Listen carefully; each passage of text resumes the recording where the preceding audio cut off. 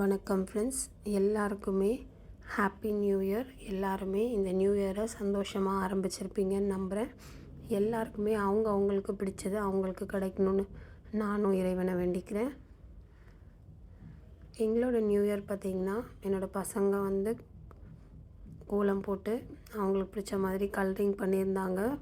So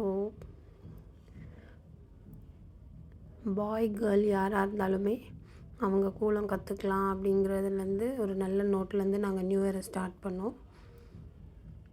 அன்றைக்கு நாங்கள் எல்லாமே என்னோடய பசங்க தான் கலரிங் ஃபுல்லாகவே பண்ணியிருந்தாங்க. சரி, பசங்க பண்ணுறதுனால சாக் பீஸ்லேயே ஃபுல்லாக பண்ணட்டும் அப்படின்னு சொல்லி பண்ணியிருந்தோம். இதுதான் அவங்க பண்ண கோலத்தோட ஃப்ரண்ட் வியூ.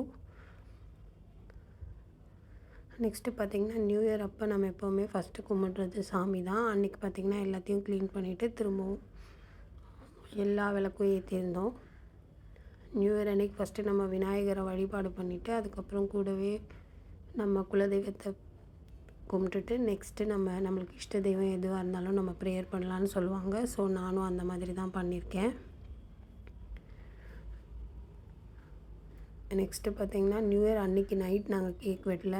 கிட்ஸ் எல்லாம் தூங்கிட்டாங்க. ஸோ அவங்களுக்காக தான் இந்த கேக் அப்படிங்கிறதுனால நெக்ஸ்ட் டே மார்னிங் தான் வெட்டினோம். சாமி கும்பிட்டு அப்புறம் பார்த்திங்கன்னா ஜஸ்ட் ஒரு நார்மல் கேக் தான். கிட்ஸு ஹாப்பியாக இருக்கணும் அப்படிங்கிறதுக்காக ஒரு ப்ளம் கேக் தான் வாங்கியிருந்தோம். 3 பேரும் சேர்ந்து வெட்டுறேன்னு சொல்லி பண்ணிகிட்ருக்காங்க. இது ஜஸ்ட் ஒரு சிம்பிள் அவங்களோட ஹாப்பினஸ்க்காக இதை பண்ணியிருந்தோம். இப்போ பார்த்திங்கன்னா 3 பேரும் கிட்டத்தட்ட ஓரளவுக்கு சேமான வேவ் லென்த்தில் தான் இருக்காங்க. அப்படிங்கிறதுனால எல்லா விஷயத்தையும் காமனாக பண்ண ஆரம்பிச்சிருக்காங்க.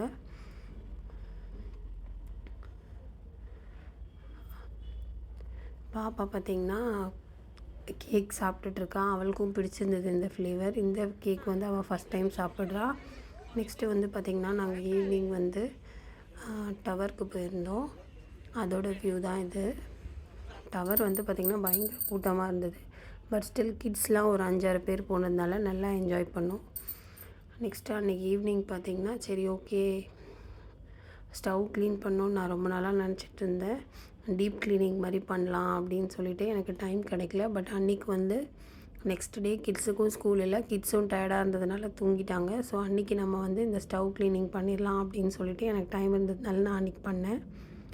யூஸ்வலாக பார்த்திங்கன்னா இந்த ஸ்டவ் நாங்கள் ஒரு 6 to 8 months இதை யூஸ் பண்ணாமே வச்சுருந்ததுனால நிறைய இடத்துல அழுக்கு படிஞ்சிருந்தது. ப்ளஸ் அது கொஞ்சம் துருப்பிடிச்ச மாதிரி ஆகிடுச்சு, அங்கங்கே கருப்பாக.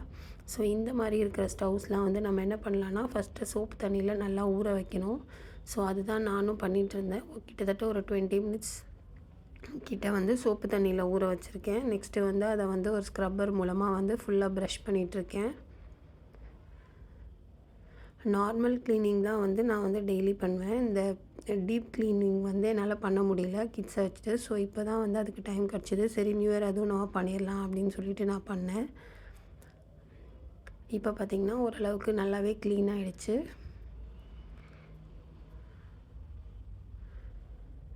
இப்போ இந்த ஸ்டவ் நம்ம நார்மலாக துடைக்கிற மாதிரி துடைச்சிட்டு தண்ணி போட்டு நல்லா வாஷ் பண்ண அப்புறமா பாருங்கள் ஸ்டவ் நல்லா க்ளீன் ஆகிடுச்சு. டீப் க்ளீனிங் பண்ணும்போது நான் எதுவுமே பண்ணல. ஜஸ்ட்டு ஊற வச்சுட்டு அதுக்கப்புறமா மிச்சம் இருக்கிறதெல்லாம் அந்த ஸ்க்ரப்பர் போட்டு தேய்ச்சாலே ஸ்டவ் ஃபுல்லாகவே நல்லா க்ளீன் ஆகிடுச்சு. நெக்ஸ்ட்டு பார்த்திங்கன்னா அது ஃபுல்லாகவே காயட்டும்னு சொல்லி விட்டுருந்தேன். பக்கத்தில் இருக்கிற அந்த ஃபுல் ஃப்ளோருமே கிச்சன் ஸ்லாப் ஃபுல்லாகவே கழுவிருந்ததுனால அதெல்லாம் காயட்டும்னு வெயிட் பண்ணேன். நெக்ஸ்ட்டு பார்த்திங்கன்னா உப்பு ஜாடி 2 மட்டும் ப்ளேஸ் பண்ணியிருந்தேன். ஒரு 5 to 10 minutes வச்ச அப்புறமா ஃபுல்லாகவே காஞ்சிருச்சு. நெக்ஸ்ட்டு பார்த்திங்கன்னா எனக்கு தேவையான ஐட்டம்ஸ்லாம் அந்த ஸ்டாண்டில் அடுக்கி வச்சுக்கிட்டேன். நம்மக்கிட்ட இருக்கிற ஐட்டம்ஸ் வச்சு நம்ம கிச்சனை நீட்டாக ஆர்கனைஸ் பண்ணிக்கலாம். நான் ஆல்ரெடி இந்த ஸ்டாண்ட் எப்படி வாங்கியிருந்தேன், என்ன ரேட்டில் வாங்கிட்டேன்னு சொல்லி நான் வீடியோவில் போட்டிருக்கேன். சப்போஸ் நீங்கள் அந்த வீடியோ பார்க்கலன்னா நான் அதோட லிங்க் கொடுக்குறேன் டிஸ்கிரிப்ஷனில், செக் பண்ணி பாருங்கள். ரொம்ப சின்ன கிச்சன் இருக்கிறவங்க இந்த ஸ்டாண்டை எஃபெக்டிவாக யூஸ் பண்ணிக்கலாம். நம்மளுக்குமே அது ரொம்ப யூஸ்ஃபுல்லாக தான் இருக்குது. ஸ்பேஸ் சேவிங்காகவும் இந்த ஸ்டாண்ட் நல்லா யூஸ் ஆகுது. இதோட குவாலிட்டியும் பார்த்திங்கன்னா ரொம்ப நல்லா தான் இருக்குது. நான் வாங்கி ஆல்மோஸ்ட் ஒரு 2 வீக்ஸ் 3 வீக்ஸ் ஆயிடுச்சுன்னு நினைக்கிறேன். நான் வந்து கிச்சனுக்குன்னு எந்த ஆர்கனைசிங் எதுவுமே இல்லை. ஆல்ரெடி யூஸ் பண்ணிட்டு இருந்ததை ஜஸ்ட்டு க்ளீன் பண்ணி தான் நான் யூஸ் பண்ணிகிட்ருக்கேன். அதையே எப்படி பெஸ்ட்டாக ஆர்கனைஸ் பண்ணலாம் அப்படின்னு சொல்லிட்டு இது கூடவே வந்து பார்த்திங்கன்னா பருப்பு, புளி, மிளகாய், அதுக்கப்புறமா 5-6 பெட்டி இது மட்டும் வச்சுருக்கேன். செராமிக் பாட்டில் வந்து பார்த்திங்கன்னா கல் உப்பு, பிளாஸ்டிக் பாட்டில் வந்து பார்த்திங்கன்னா தூள் உப்பு, இது 2 மட்டும் தான் நான் ஆர்கனைஸ் பண்ணியிருக்கேன். நம்ம கிச்சன் வந்து எவ்வளோ சின்னதாக இருந்தாலும் நம்மளுக்கு ஆக்சஸ் பண்ண ஈஸியாகவும் யூஸ் பண்ணுறதுக்கு நீட்டாக இருந்தாலுமே வந்து நம்மளுக்கு சமைக்கிறதுக்கு ரொம்ப இன்ட்ரெஸ்டிங்காக இருக்கும். ஸோ அதுக்கேற்ற மாதிரி தான் நான் இப்போ என்னோடய கிச்சனை வந்து நான் வச்சுருக்கேன். என்னோடய கிச்சன் பார்த்திங்கன்னா ரொம்ப சின்னது. ஸோ அதுக்கேற்ற மாதிரி திங்ஸ் தான் நான் வச்சுருக்கேன். நான் ஆல்ரெடி எங்கள் வீட்டில் யூஸ் பண்ணியிருந்த திங்ஸை தான் வந்து ஃபுல்லாகவே க்ளீன் பண்ணி நான் ரீயூஸ் பண்ணிகிட்ருக்கேன். மேபி இன்னும் கொஞ்சம் நாள் ஆனால் எனக்கு இன்னும் கொஞ்சம் செட் ஆன அப்புறமா நான் நார்மல் ரொட்டீனுக்கு மாறின அப்புறமா நான் எல்லா திங்ஸும் வந்து கொஞ்சம் கொஞ்சமாக இன்கேஸ் எனக்கு தேவைப்பட்டுச்சுன்னா நான் வாங்கிப்பேன். இப்போதைக்கு இருக்கிற திங்ஸ் வந்து நான் எனக்கு ஏற்ற மாதிரி எனக்கு பிடிச்ச மாதிரி நான் வந்து ஆர்கனைஸ் பண்ணியிருக்கேன். உங்களுக்கும் பிடிச்சிருந்தா கண்டிப்பாக கமெண்ட் பண்ணுங்கள். ஸோ இதுதான் வந்து என்னோடய கிச்சன்.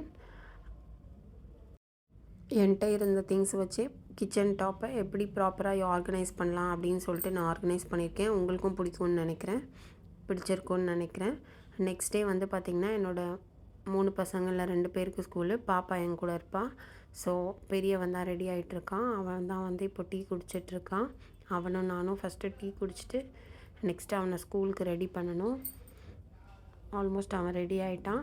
இவன் வந்து பார்த்திங்கன்னா யூஎஸில் படிச்சுட்டு இருந்தான். இப்போ வந்து அவன் வந்து ஒரு எமர்ஜென்சியான சுச்சுவேஷனில் வந்ததுனால அவன் இங்கே படிக்கட்டும் அப்படின்னு சொல்லி ஆல்மோஸ்ட் 2 months ஆகிடுச்சுன்னு இங்கே ஒரு ஸ்மால் ஸ்கூலில் சேர்த்துருக்கேன்.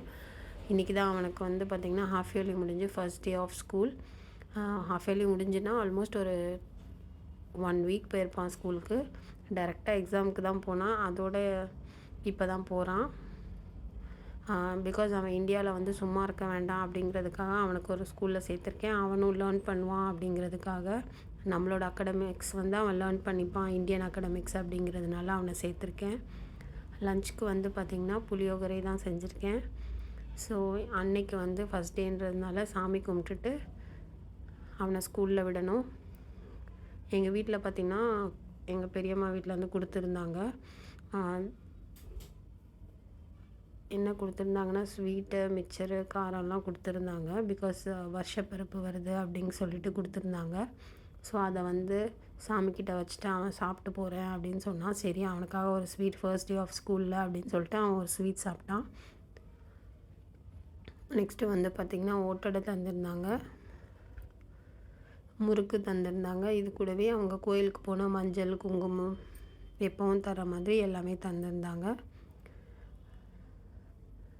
அதிரசமும் தந்திருந்தாங்க. என் பசங்களுக்கு பார்த்திங்கன்னா அதிரசம்னா ரொம்ப பிடிக்கும். ஸோ அதையும் வந்து இதெல்லாமே செஞ்சு தந்திருந்தாங்க. ஐ திங்க் ஓட்டடை மட்டும் வெளியில் வாங்கியிருந்தாங்கன்னு நினைக்கிறேன், ஓட்டடையும் ஸ்வீட்டும். நெக்ஸ்ட்டு வந்து பார்த்திங்கன்னா ஸ்கூலுக்கு கிளம்பிட்டான். ஸ்கூல் கிளம்பி அவனை விட்டுட்டு வந்தாச்சு. இங்கே வந்து பார்த்திங்கன்னா பாப்பா வந்து இப்போ தான் எந்திரிச்சு விளையாடிட்டுருக்கா.